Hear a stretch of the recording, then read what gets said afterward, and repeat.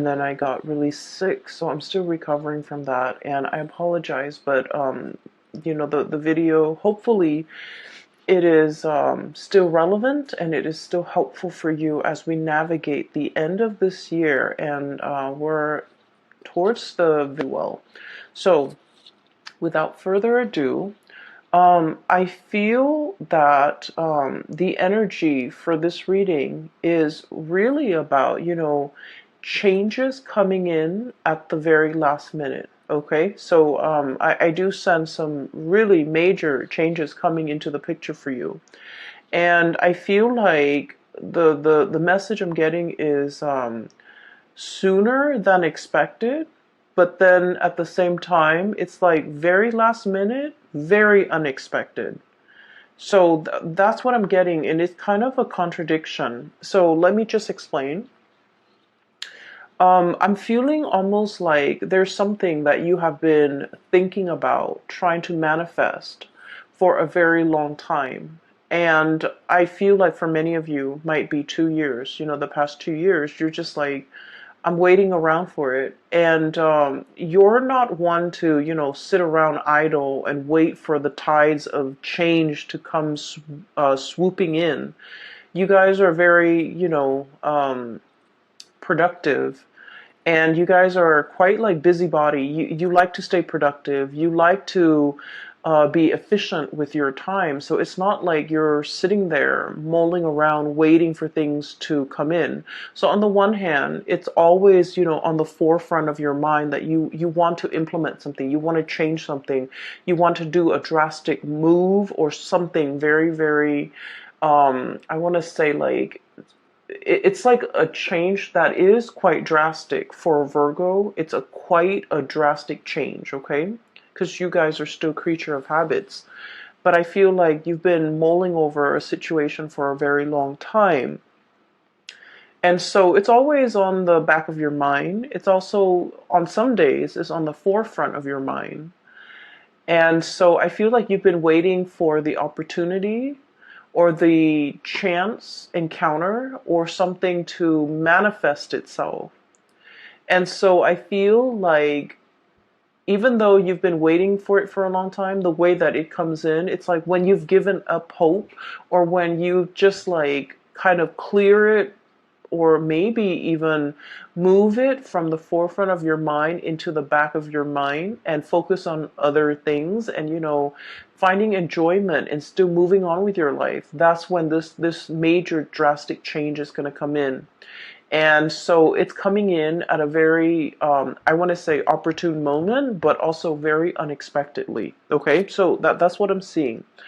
Um, I saw two images for you, and I feel like the first image is definitely in relations to your love life.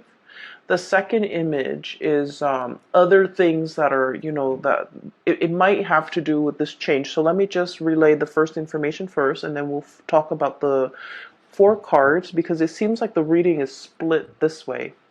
So first of all, I see this man. He's wearing a coat. It's like autumn. He's at a park. It looks like Central Park. It looks outdoorsy. Lots of people around, but not so much that it's crowded. There are a few pigeons on the ground. And he's wearing like a brown coat. He looks very handsome. Like he's, you know, probably 35, 40 at the latest. And he has like a little Ziploc bag of like breadcrumbs. And so he's kind of casting it onto the ground, and the pigeons are like pecking at it. And so he's doing this. He's in a very calm state, but he's thinking about somebody. Okay.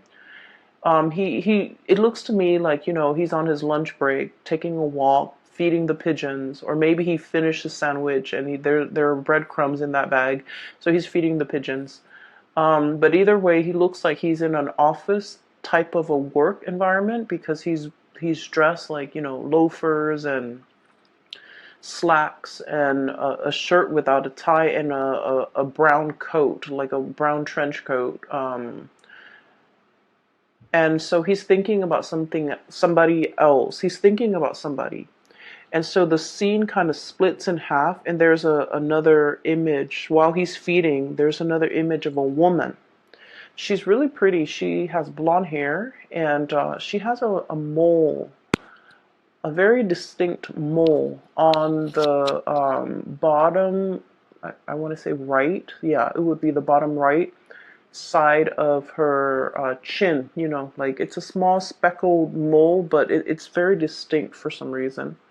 She has like red pinkish lipstick on. She's in the kitchen. She's wearing an apron. She has blonde hair. She's very young, like probably around the same age. She's cooking a pot of soup. So a really big pot of soup. And she's tasting it from a ladle, and she's adding a little bit more seasoning, salt, pepper, whatever it is. And then she turns off the stove, like it's ready, so she turns it off. And she's looking at the stove, then she looks at her living room, and she's alone, you know, in this house, in her space. And she's kind of thinking like, you know, this is such a big pot of soup. I hope I wish that that other person were here to enjoy this food with me. So it seems like there is a situation where the two of you might have been broken up. I do see, you know, the split scene as in two people that miss each other, that long for each other's company, that's heavily thinking about one another. That's like the whole concept about sharing food, cooking for one another, you know, I guess connecting through food. It seems very nurturing. It seems like it might have been a relationship where there's a lot of community, there's a lot of caring, there's a lot of tenderness, there's a lot of like, you know, mutual affection and you know, it's not like you wouldn't eat and cook for somebody you don't like, right? So I feel like in a way the relationship that the two people have had in the past might have been, you know, they might have shared space together, they might have lived together, they might have been married, they might have dated for a very long period of time where they're comfortable around each other and they care for each other. So whatever the situation is, there might have been a situation where two people have broken up and they're still longing to reconnect. Okay, so I feel like for majority of you that might be the situation, because he's on the park bench eating lunch possibly by himself and then feeding the birds, like he wants somebody to share that experience with him. And then she's cooking this big pot of soup and she's alone in the house, and she's thinking like, I wish that person were here to share this soup with me. So it makes me feel a little bit sad, but at the same time, I just feel like both people are very content. You know, they're going through the motions, they're still able to take care of themselves. So even if it was like a breakup or a situation where one person is no longer in the other person's life, life goes on. Like two people are still resuming their life. They miss each other once in a while. They're nostalgic for the past, and they miss that sense of companionship. I feel there's definitely a sense of like, yeah, companionship. But you know, life goes on. No one is heartbroken and devastated and unable to function. Both parties are still able to function. Give me just 1 second. I apologize. Sorry about that. I was making tea and the water boiled, so I had to turn it off.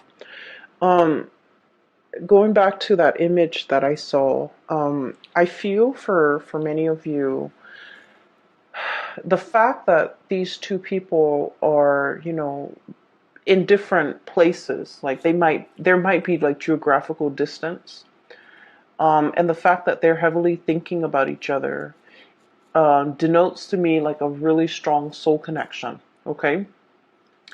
And it's depicted here. I have the Two of Cups. This is the sense of companionship, okay?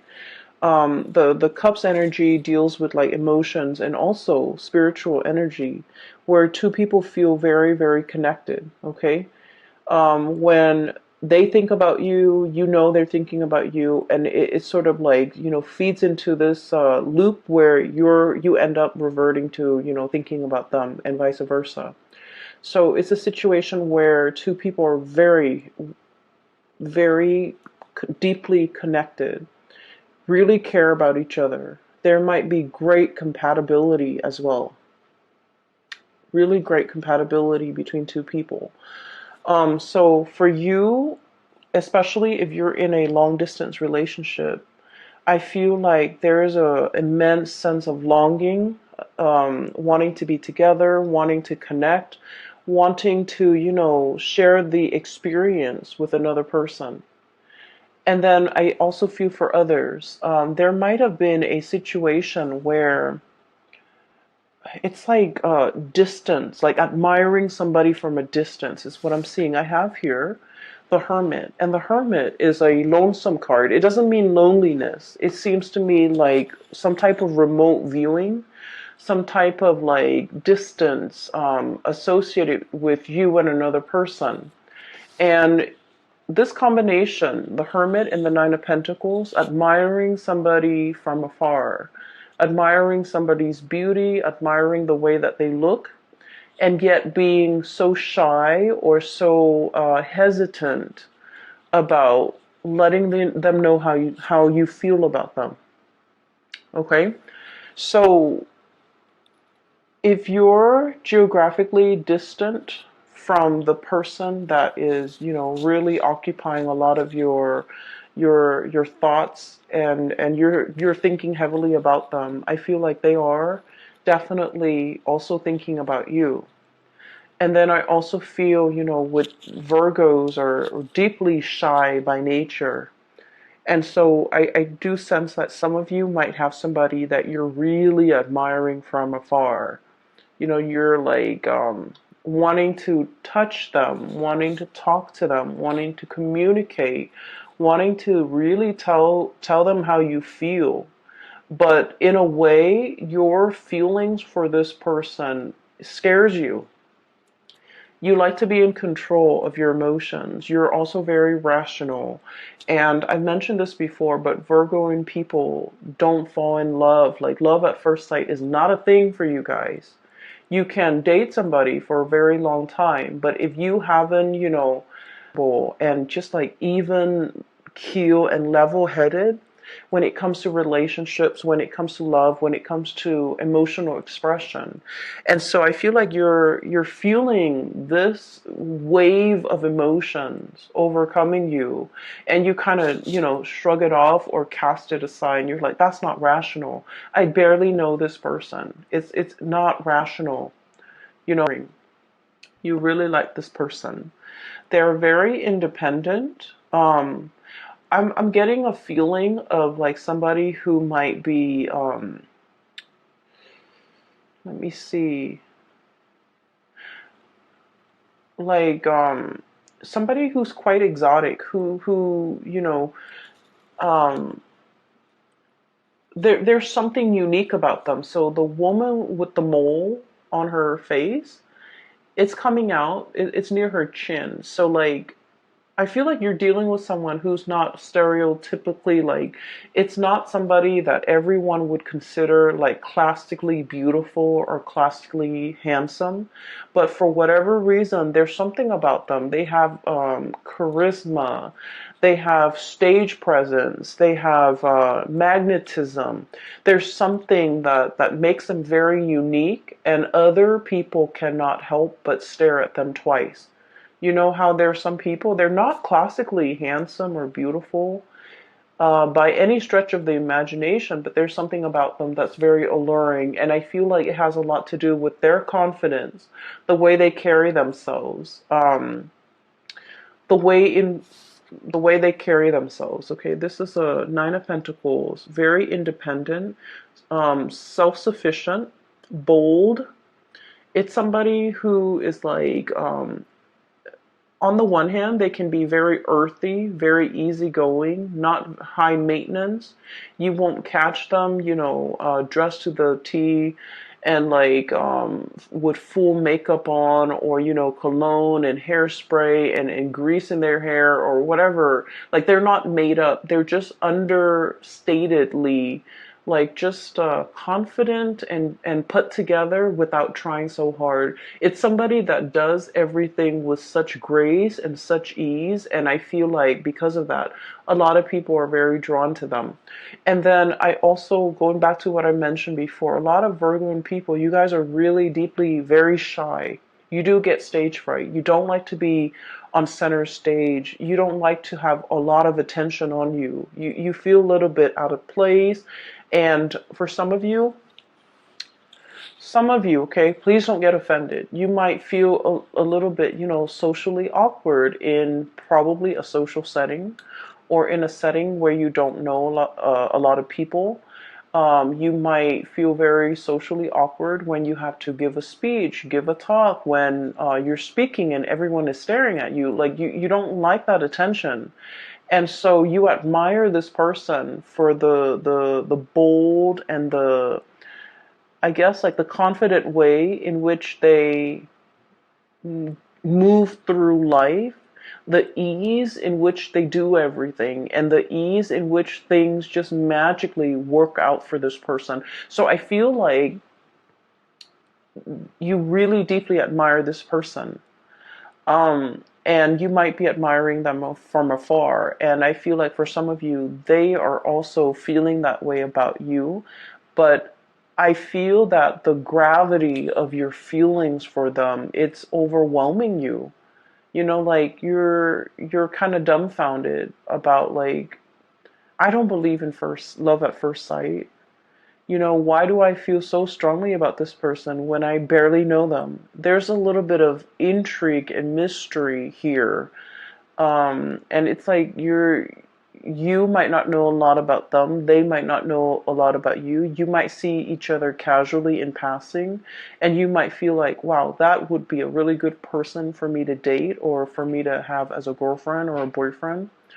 And I do sense like they have no idea how you feel. And so, trying to make conversation, making small talk.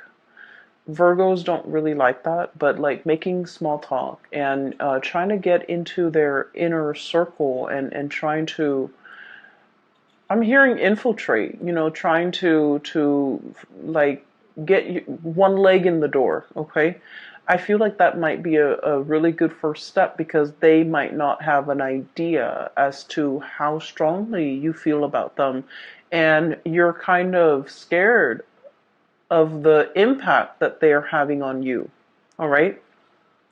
So let me just, that's for like singles. I feel like there's someone who's really capturing your imagination, and I'm just feeling like you're tongue-tied and nervous, and you get flustered, and you might flush and turn red when they're around or when you think about them, because I feel like your desire for them and your feelings for them can be a little bit overwhelming.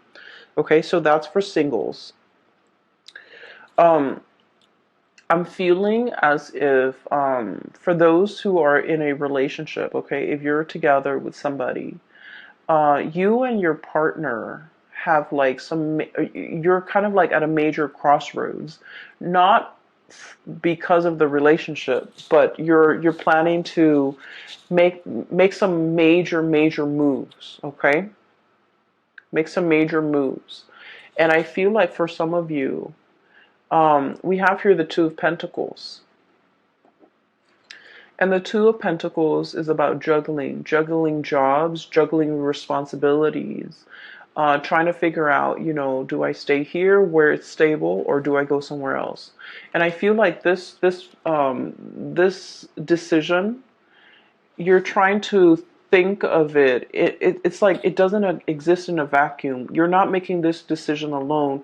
There's inputs from your partner, there's considerations from your partner that's like coming into the picture. And so like you're trying to make all the pieces fit. Okay, and that's going to become a little bit more apparent when I talk about the next image that I see. Make all the picture, like the pieces fit together, so that you can, implement some type of a plan. So there's a lot of mulling over. There's a lot of communication. And then I also feel as well, there's a sense of like temptation, okay? You might be in one relationship and you're captivated by another person, okay? I'm seeing a lot of like earth and water. So like another earth sign, Virgo, Taurus, Capricorn, and water sign Pisces, Cancer, Scorpio. So you might be in a relationship with one of those signs, and then you're like fascinated or interested in another person. Okay, and so you're trying to figure out what course of action to take, what you should do. Do I stay in this relationship or do I jump into another relationship? So I feel like there's a lot of relationship energy, really just occupying a lot of your mind space. Okay, and you're very good at compartmentalizing. When you're at work, you put on your work hat, and then everything else that's not work related kind of falls away. And then when the work day's over, you take off that hat and then you go home, and that's when you think about all the other areas of your life. So you're very able to compartmentalize. But I do feel there's relationships, um, thoughts of relationship, decisions about relationships and things like that might be occupying the majority of your time for this month. So that's what I'm seeing here. The second image that I saw is I see this jigsaw puzzle. It's a scene of like a tsunami, like an ocean, waves coming in. Not like a giant tidal wave, but it looks almost like those Japanese, pictures of like tsunamis, like ocean waves, okay? It's a jigsaw puzzle. It's incomplete. The edges are already filled in, but the pieces are missing from the inside. And so I see somebody's hands putting the pieces together. And the person finds this piece, and the color scheme is very, very similar to something that's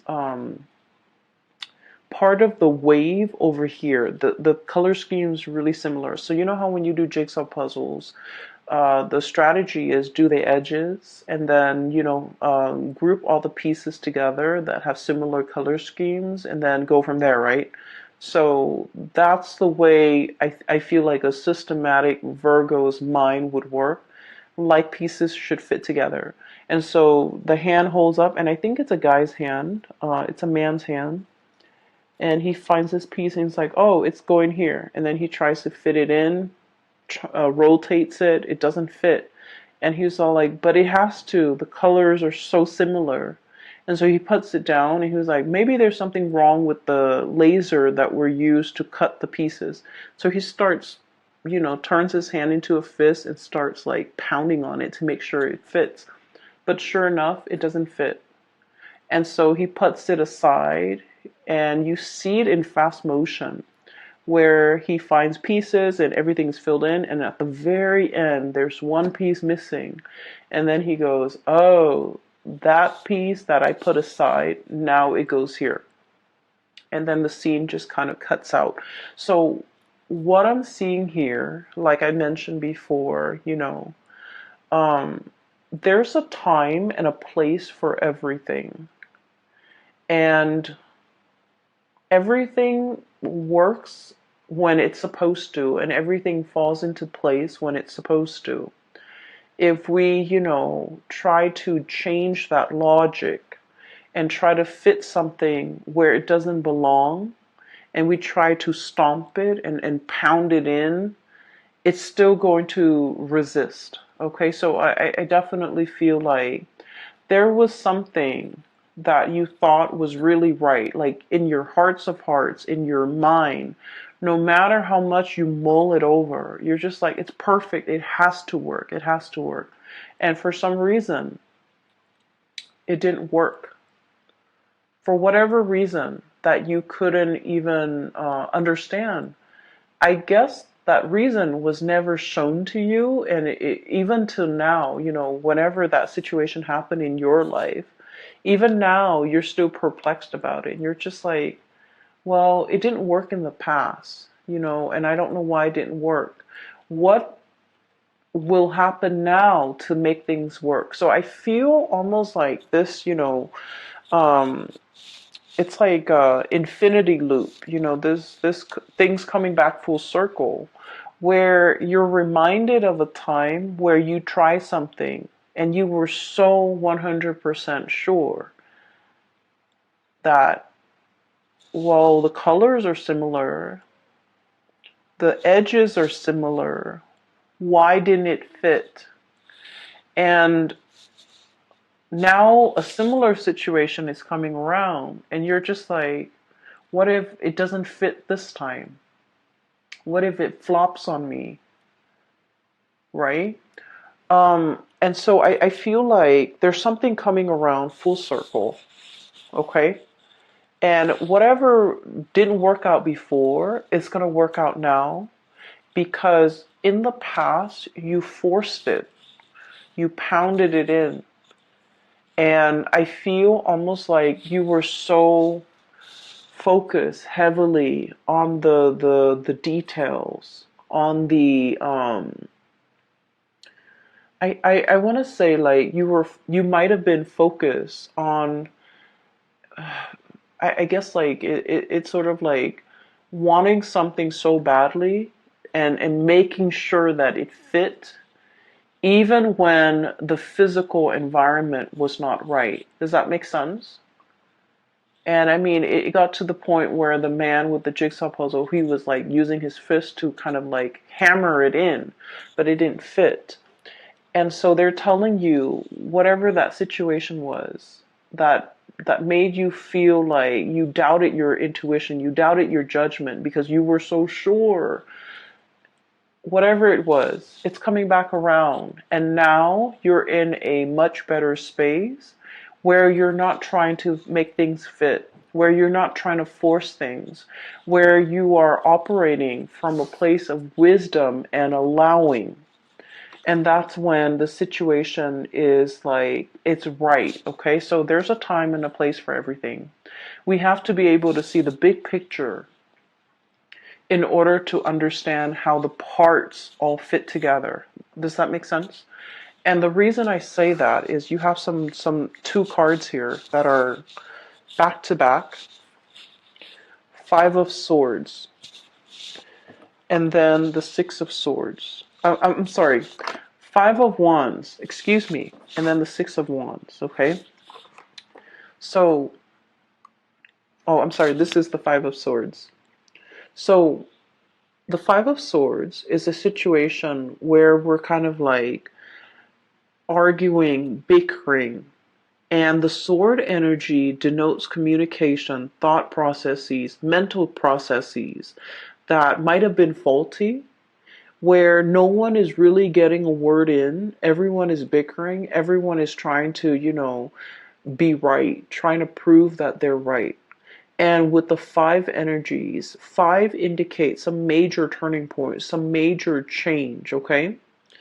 And then we have here the Six of Wands, which is a victory. There's a situation here in the past, it was punctuated with a lot of conflict, with a lot of faulty reasoning, with a lot of just like, I believe this, even though I haven't really done the research, I still believe this. You might have been dealing with people like this in your environment, where the energy that they kick up around them was like a repellent for good things to come.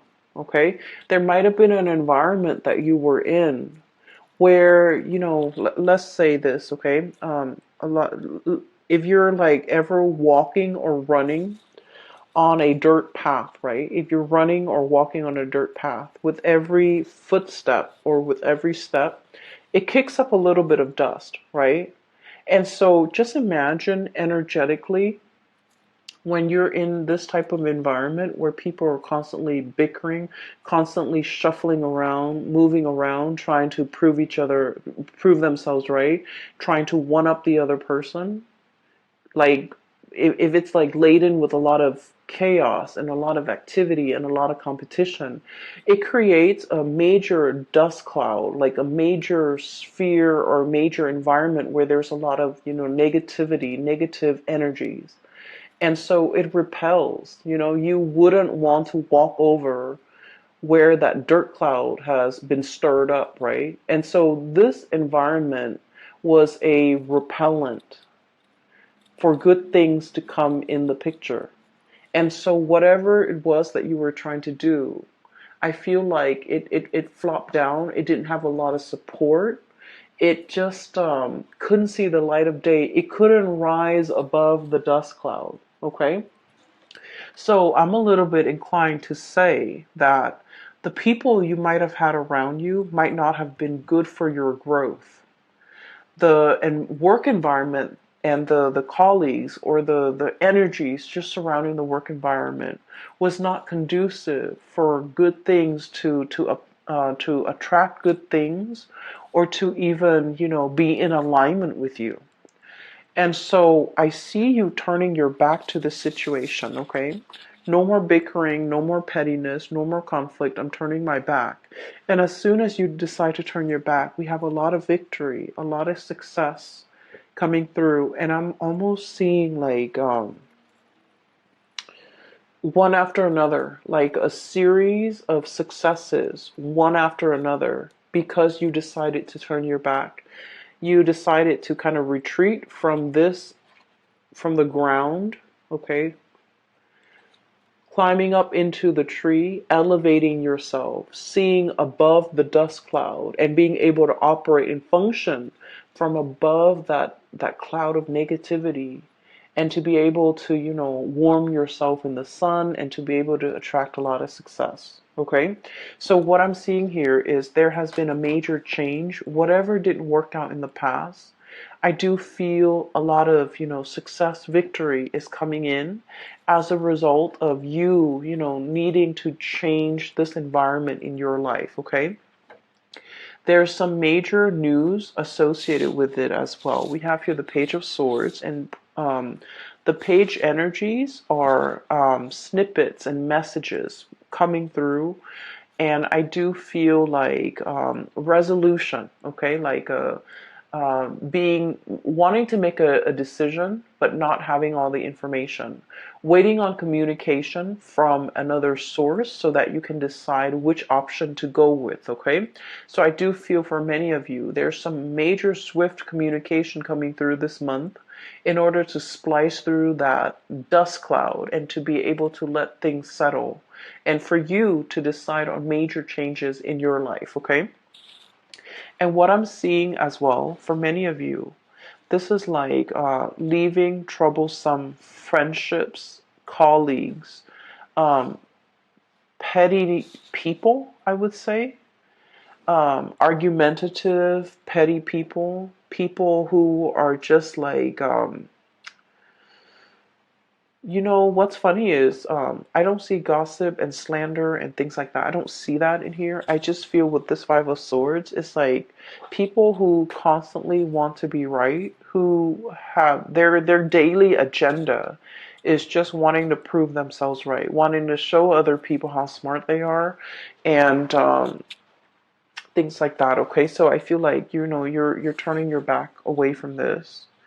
And you might at this point in your life, no longer feeding into this, no longer interested, like you're just disinterested in what's over here because you're seeing the bigger picture. You're looking at things from a higher vantage point, and you're leaving these mortals to squabbles amongst themselves because you're just disinterested. You're disengaging and you're distancing yourself. And with the Hermit, it basically spells out to me like a sense of enlightenment, okay?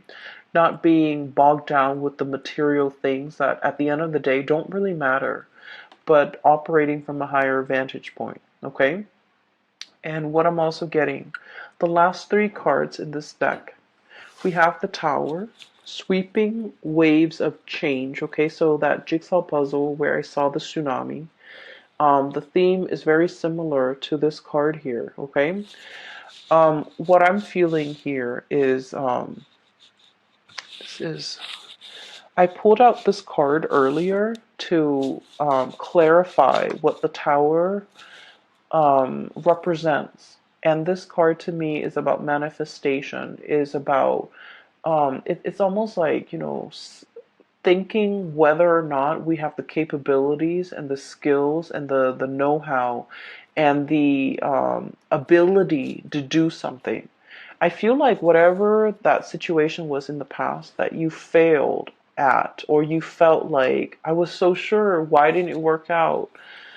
It made you doubt yourself. I feel like it humbled you, but in a way, it made you feel like you doubted yourself. It made you feel like you couldn't manifest. It made you doubt your capabilities. And so, what's coming through in the process here is you have a lot of skills and a lot of talent. And I feel like this environment here did not give you an opportunity to shine. It did not honor your growth potential. It was not conducive for growth.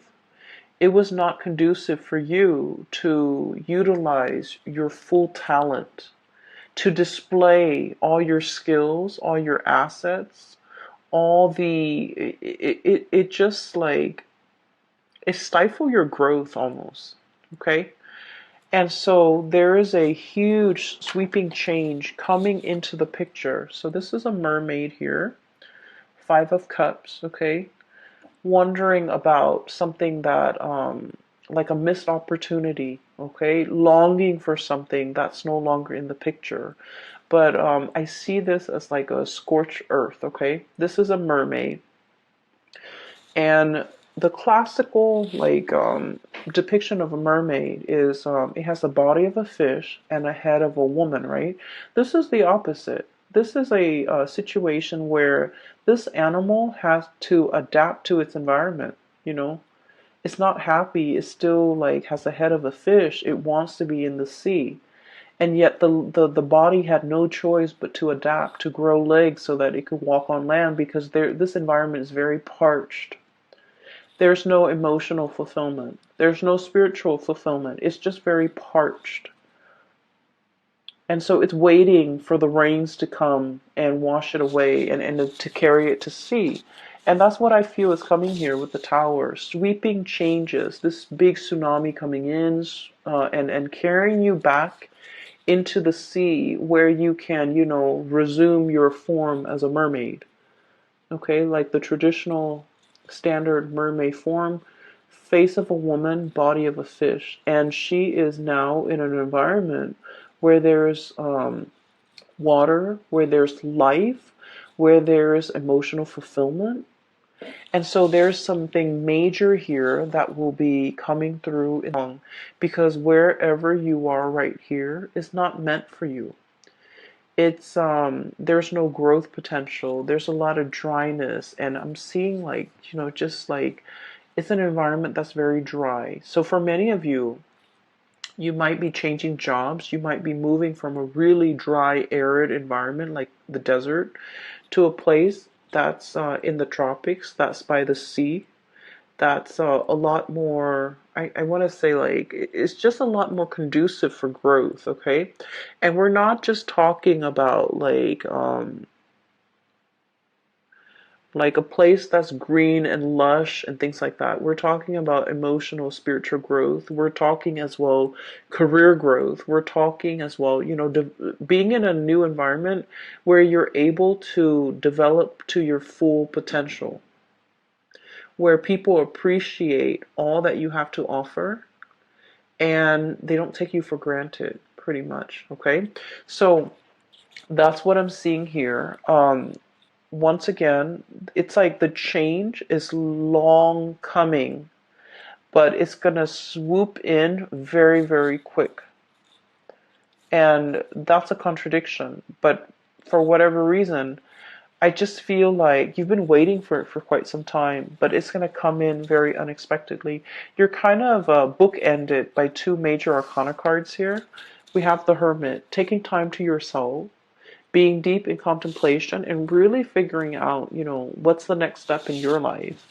And then once you have that figured out, once you've reached that space of wisdom, that's when the Tower will bring about these changes that you've been wanting for a very long time. The delay with this reading, I hope it finds you well still, and I hope it is relevant and applicable and might be helpful for you this month, okay?